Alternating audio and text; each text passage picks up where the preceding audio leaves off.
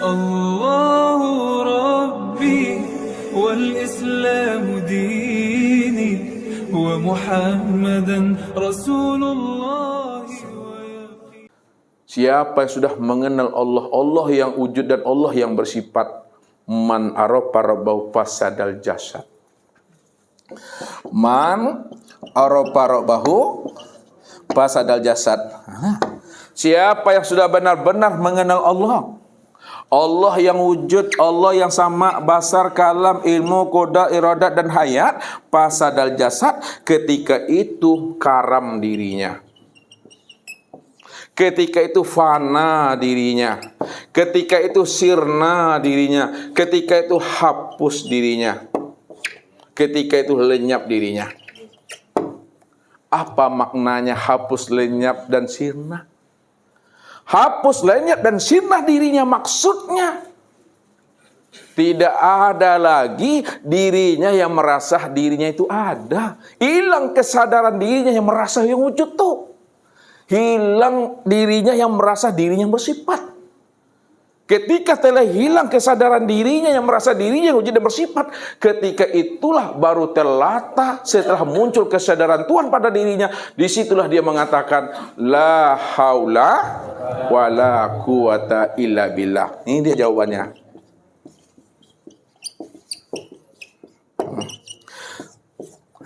Tidak ada daya dan upayaku, melainkan hanya daya upaya Allah.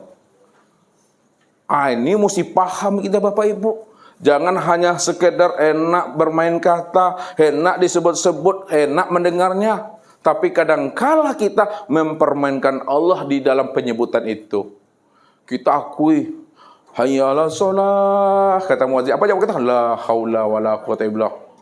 Ketika ada solat, usolli. Udah ada pelakunya kita situ yang berdiri, yang ruku i'tidal. Pada saat telah muncul kesadaran diri yang merasa diri yang berdiri, yang ruku i'tidal, sujud dan duduk, pada saat itu kita sudah mempermainkan dan memperolok-olok Allah dalam hidup ini. Padahal kita sudah mengatakan, ya Allah, aku ini tiada, ya Allah.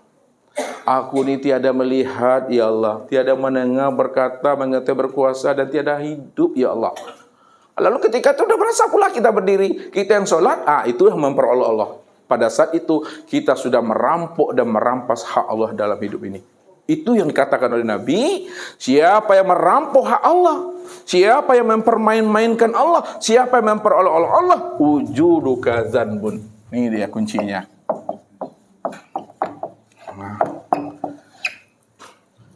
Siapa yang mengatakan dia itu wujud, melihat, mendengar, berkata, pada saat dia mengatakan dia wujud yang melihat, berkata serta hidup itu yang dosa itu.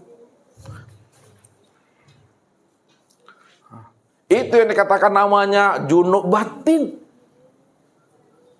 Yang disebut junub batin pada saat manusia tidak mengenal Allah. Yang dikatakan junub batin pada saat dia bisa masih memandang dan melihat dirinya. Junub batin itu dah. Kalau kita berada dalam keadaan junub dalam hidup ini, kita junub batin lalu kita sholat, maka batallah sholat kita itu. Karena kita dalam keadaan junub. Junub batin itu hadas kecil, hadas besar tuh? Hadas besar tuh. Bagaimana Bapak Ibu membersihkan, mensucikan diri daripada junub batin? Kalau junub zahir dengan mandi. Kalau junub batin bagaimana? Dimandikan diri ini dengan 7 lautan, 7 samudra. Habis 7 lautan, 7 samudra ditambah lagi.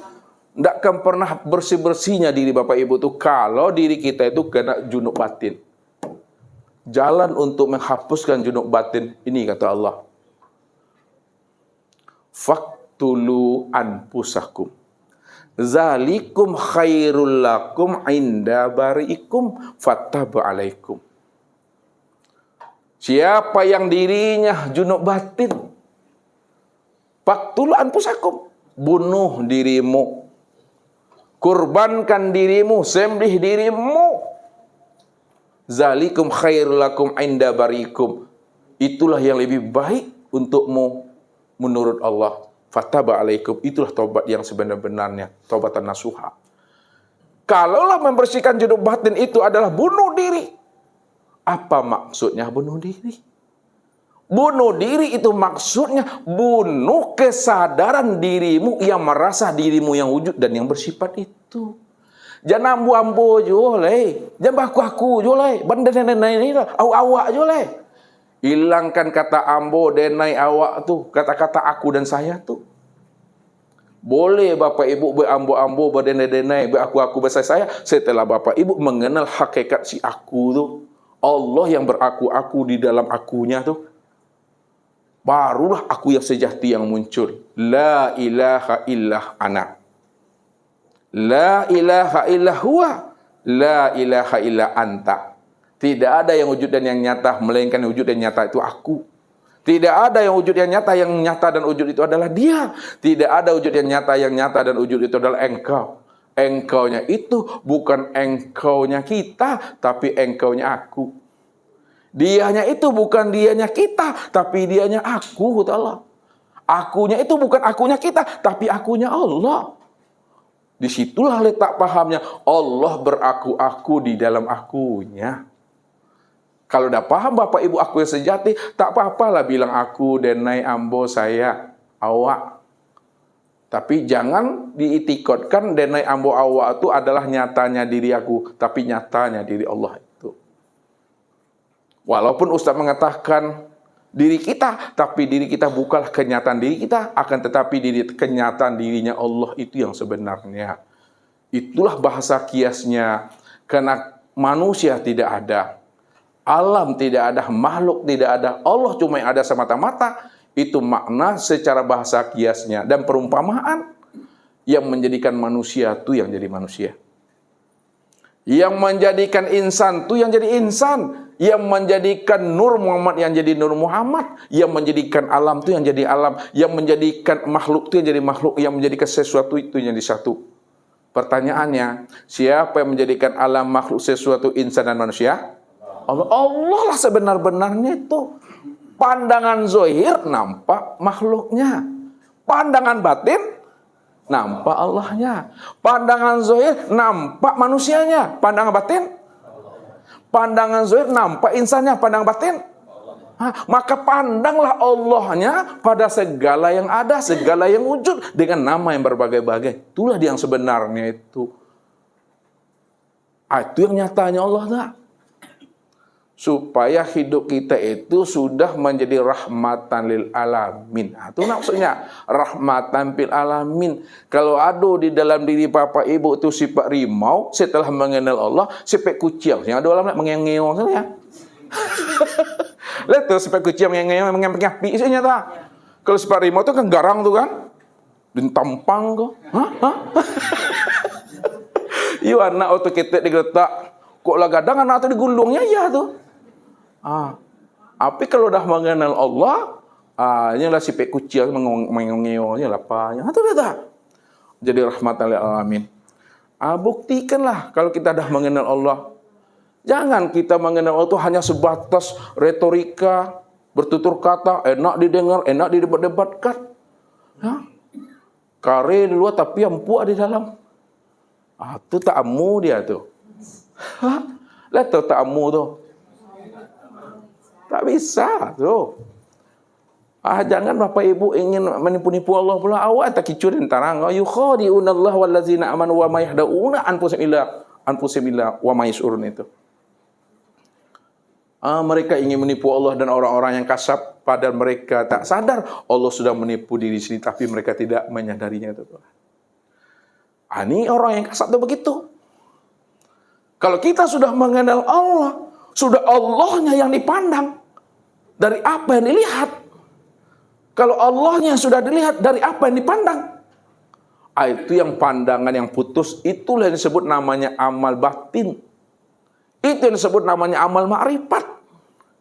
Kalau kita sudah memahami amal batin, amal ma'rifat, Allahnya segala yang ada, Allahnya segala sesuatu, maka hidup kita sampai mati kita, dunia dan akhirat kita, semuanya dah Allah dah tu dah. Pahala apa juga mau cari lagi. Kalau Bapak Ibu sudah menemui pemilik dunia, Bapak Ibu sudah menemui pemilik akhirat, Bapak Ibu sudah menemui pemilik sorga, Apa juga dicari lagi? Tak ada nonda lagi yang lain-lain tuh. Itu bahasanya tuh. Karena Allah tuh yang didapatkan. Lihat pemahaman ilmunya. Ini Ustaz antarkan. Bapak Ibu ini bertuan kepada yang mana sebenarnya nih? Ustaz gali. Ustaz ingin mengambil mutiara dalam diri ini. Siapa yang mencari dunia, maka akhirat itu akan luput. Luput tahu? Hilang, tinggal. Siapa yang mengejar dunia, akhirat itu kan tinggal luput dia. Tapi siapa yang mengejar akhirat, dunia ikut. Paham Bapak Ibu itu sudah? Siapa yang mencari dunia, mengejar-kejar dunia, ya, maka akhirat itu akan tinggal tuh, luput. Tapi sebaliknya siapa yang mengejar akhirat, dunia akan ikut. Naik lagi ke atas. Siapa yang mengejar Allah, siapa yang mengejar Allah, mencari Allah, maka dunia ikut, akhirat juga ikut. Ya? Maka carilah pemilik dunia, carilah pemilik akhirat. Kalau kita sudah menemui dan sudah mendapatkan pemilik dunia dan akhirat, yaitu Allah, maka dunia ikut, akhirat juga ikut. Naik lagi ke atas semakin tinggi, batu licinnya makin tajam. Lihat, ini batu licinnya tuh. Siapa yang mengejar Allah, ingin menemui Allah, tujuannya supaya dapat dunia dan akhirat, maka dunia dan akhirat itu yang menjadi Tuhannya, sedangkan Allah hanyalah sebagai budak bagi dirinya untuk mendapatkan dunia dan akhirat. Siapa yang ibadahnya, tujuannya adalah dunia dan akhirat, maka dunia dan akhirat yang dia tuju dalam beribadah, dunia dan akhirat itu yang menjadi sembahannya. Dunia dan akhirat itu menjadi Tuhannya. Sedangkan Allah bagi dirinya hanyalah sebagai wasilah saja, perantara saja untuk mendapatkan dunia dan akhirat itu. Siapa yang beribadah ingin mendapatkan surga, surga itu yang menjadi sembahannya. Sedangkan Allah wasilah saja bagi dirinya untuk mendapatkan surga itu. Itu maknanya. Oleh karena itu, beribadah itu adakah yang Bapak Ibu cari lagi? Tidak. Kalau tidak ada yang Bapak Ibu cari, berarti Bapak Ibu beribadah apa maknanya? Beribadah itu tidak ada lagi mencari-cari apa-apa, hanya ilahi. Ibadah yang kita lakukan itulah bukti keimanan dan kepatuhan kita kepada Allah. Tuh dia. Ibadah yang kita lakukan, sholat, berpuasa, berzakat, berhaji, berkurban, berimpak, berwirid, bersedekah, bukti keimanan dan kepatuhan kita kepada dirinya. Ya. Oh, masa yang lain terserah Allah lah tuh. Yang penting kita sami'na wa ta'na, kan itu maknanya dari itu. Walaupun surga tak ada, neraka cuma yang ada. Insya Allah aman kita tuh. Udah bersama Allah dah tuh dah. Itu rahasianya. Jadi luruskan niat kita. Jangan kita mengharap-harap pahala, mengejar-ngejar surga. Padahal pahala dan surga yang kita harap itu adalah batu penaruang bagi awak. Batu licin tuh. Hijab bagi kita tuh maksudnya. Kalau gitu Ustaz, jadi surga tidak perlu dicari-cari Ustaz. Tidak perlu dicari-cari lagi. Dapatkan aja lah pemilik surga itu. Ya udahlah tuh. Jangan ada yang lain-lain lagi. Kalau masih tertanam di dalam ini surga-surga, masih tertanam sini pahala-pahala, berarti ibadahnya belum murni kepada Allah. Sudah. Ini yang diungkapkan oleh Rabi'atul Al-Adawiyah tuh. Ibu bukan Rabi'atul Al-Adawiyah? Nah ya. Rabi'atul Al-Adawiyah itu ketika beliau bermunajah kepada Allah, Ya Rob, Ya Ilahi, jikalau hambamu ini beribadah kepadamu ya Rob, kena sorgamu ya Rob, maka bakalah sorga itu ya Rob, supaya aku tak bisa masuk sorga itu. Ya Rob, kalau aku beribadah kepadamu ya Rob, karena takut masuk neraka ya Rob, maka lemparkan betul aku ke neraka itu ya Rabb. Ya Rabb, ya Ilahi, kalau aku beribadah kepadamu ya Rabb, bukan kena surgamu ya Rabb, bukan pula kena takut nerakamu ya Rabb, kena rindu, mahabbah dan bermanja-manja dengan dirimu ya Rabb, maka jangan engkau lepaskan aku ya Rabb. Aku selalu berada dalam dekapan kandungan rahman dan rahimmu ya Rabb. Begitu dia itu bersandar dia kepada Allah. Jangan disandarkan keselamatan diri dengan surga dan pahala. Jangan Bapak Ibu kira pahala itu adalah jembatan kita untuk masuk surga. Jangan dikira pahala itu tiket kita untuk masuk surga. Jangan dikira pahala itu adalah kendaraan kita untuk sampai ke surga. Banyak pun pahala kita, Bapak Ibu.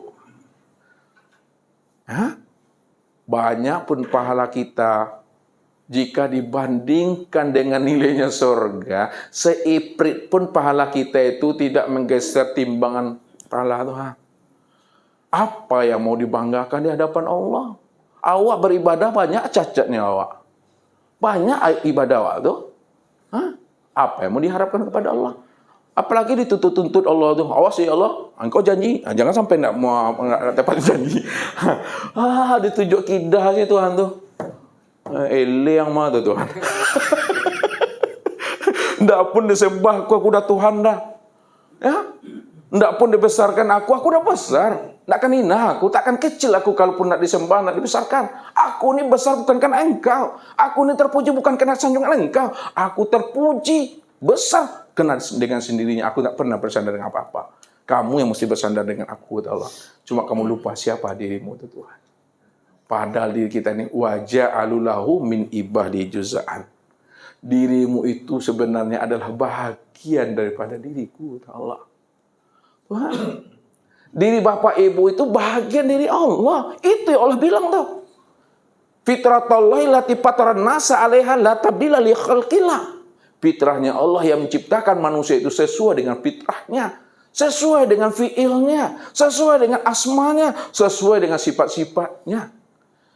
Kalau tak ada sifat Rahman dan Rahim itu pada diri Bapak Ibu, takkan ada sifat pengasih dan penyayang itu.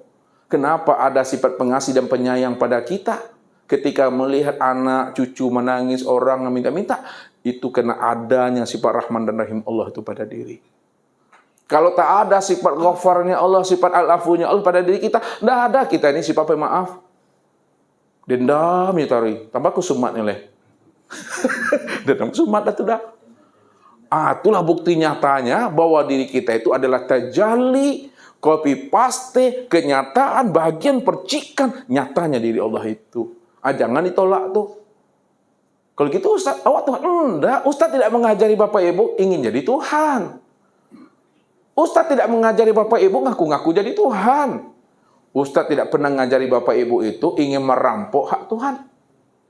Kalau dia apa yang Ustaz ajarkan? Ya Ustaz ajarkan supaya Bapak Ibu kenal Allah lah yang benar-benar wujud, Allah yang benar-benar bersifat, kita tidak pernah wujud dan kita tidak pernah bersifat. Itu yang Ustaz ajarkan. Supaya tidak ada keakuan diri kita.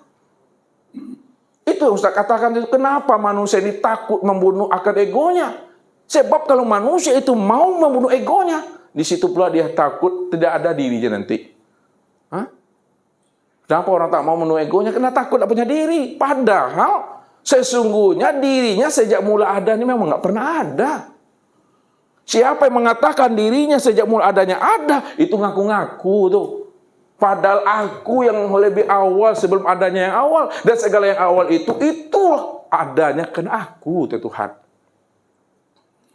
Jangan kita mengaku-ngaku di hadapan Allah.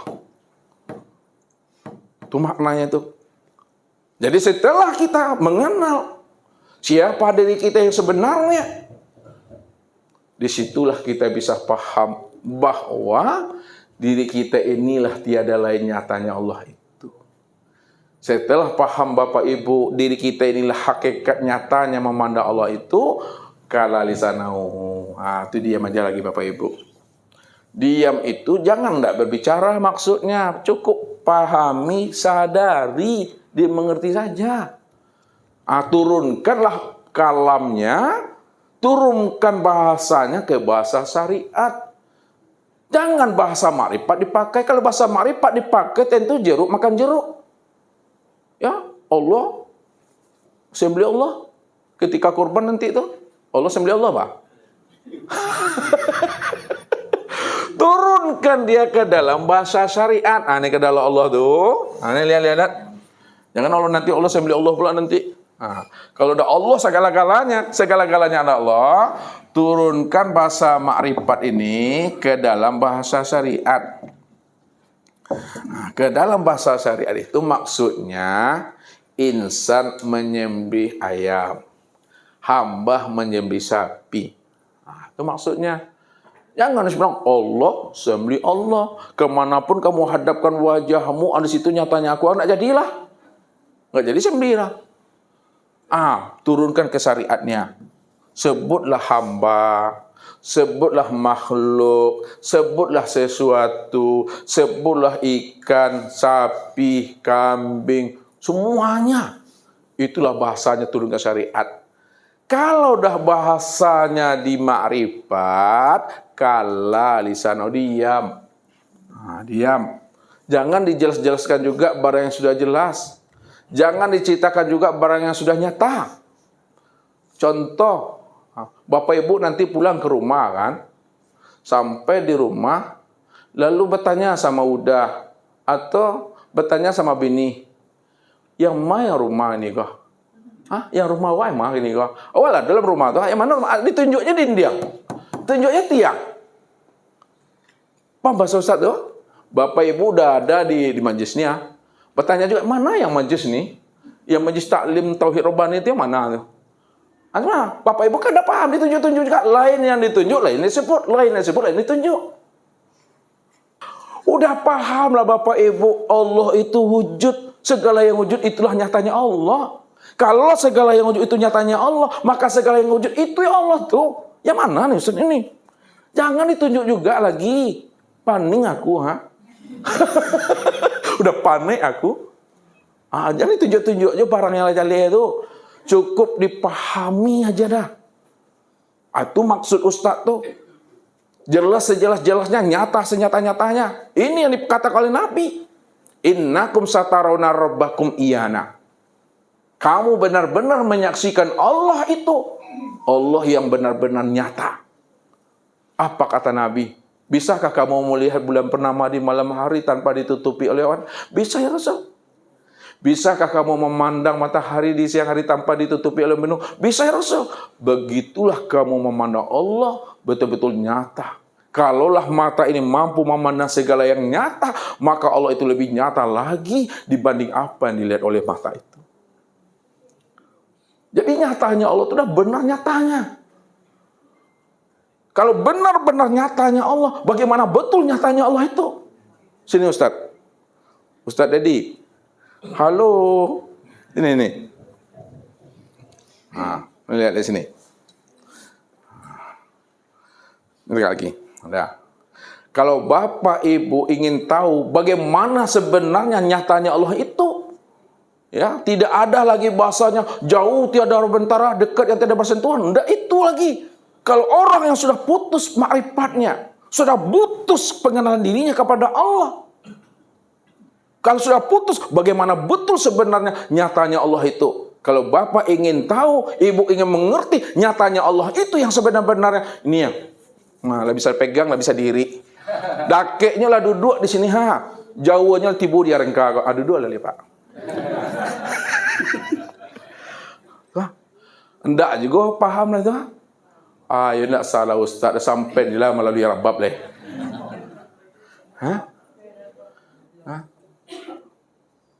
Itu nyatanya itu nyata yang bagaimana juga lagi. Karena Allah cuma yang ada, Allah cuma yang wujud. Bukan kita ngaku-ngaku Allah Bapak Ibu. Tidak ada pernah Ustaz mengajari Bapak Ibu ngaku Allah. Apalagi jadi Allah. Yang saya ajarkan, pahami sepaham-pahamnya, sadari sesadar-sadarnya. Allah cuma yang wujud, Allah cuma yang ada. Dia lain katakan wahdatul wujud, wujud satu-satunya. Enggak ada diri yang lain itu.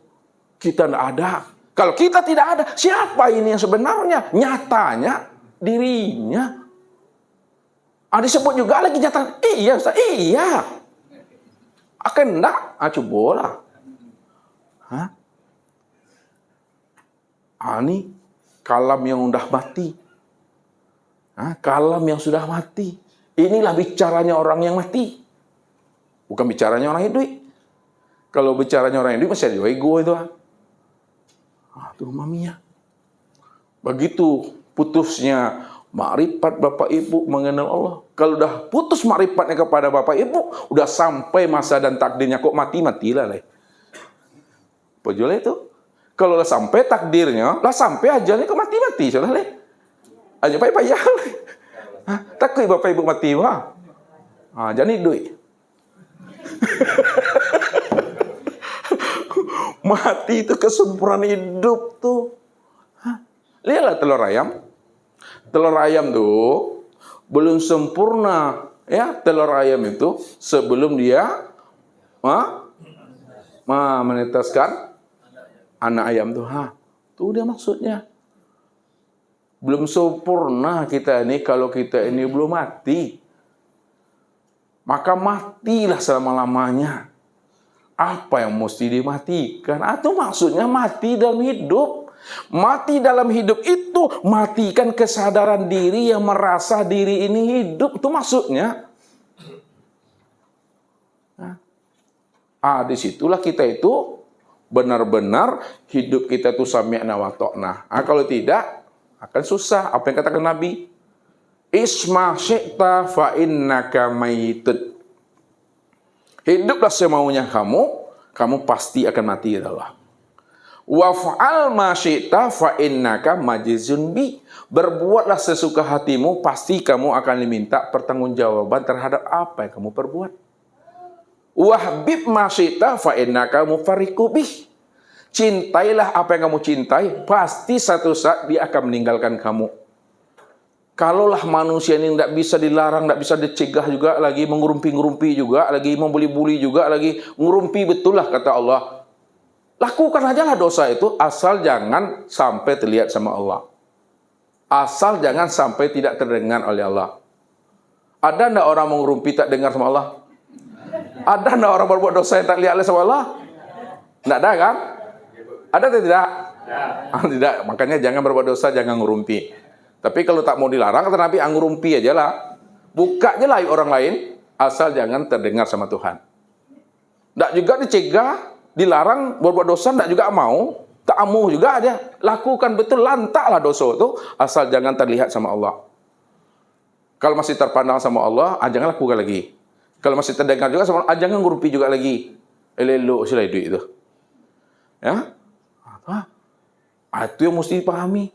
Kaji ini mau dibawa mati. Ya. Tidak ada kaji ini untuk dunia. Kaji ini dibawa mati. Itu yang Allah bilang kepada diri kita itu. Wa husila ma fis sudur, kata Allah. Aku akan zahirkan, aku akan tampakkan sebenarnya siapa dirimu yang sesungguhnya, kata Allah. Kalau Allah dah bukakan rahasia diri kita yang sebenar-benarnya. Mungkin Bapak Ibu, zahirnya kita tuh nampak badannya manusia. Tapi atas ini, nampak babinya. Nampak sapinya, nampak kerbaunya, nampak celengnya Tuhan. Ini yang kata kalau Rasul, ittaqu firasatal mu'min fa innahu binurillah. Takutlah kamu dengan kasabnya orang yang makrifat. Karena dia memandang bukan dengan mata zahirnya. Dia memandang dengan cahaya nur Allah yang telah Allah tanamkan ke dalam hatinya. Maka zabal fuad maro'a. Hati tidak pernah bohong apa yang dilihatnya. Ini mesti dipahami. Kadang mau bunyi hati itu mah, dengannya sekolah. Kalau kita sudah berjumpa orang yang kasab, takut kita. Apalagi Allah. Allah yang maha kasab Tuhan. Aku yang menjadi saksi bagi dirimu. Aku yang menjadi bukti bagi dirimu. Wa huwa ma'akum aina ma kuntum. Di mana ada kamu, di situ ada aku. Bagaimanapun keadaan dirimu, berdiri, duduk, dan berbaring. Di situ ada aku, kata Allah. Karena aku yang menjadi rahasia dirimu, kata Tuhan. Dirimu itu rahasia aku. Aku rahasia dirimu. maka tidak ada sesuatu yang luput dari pandangan pantauan Allah itu yang sebenarnya.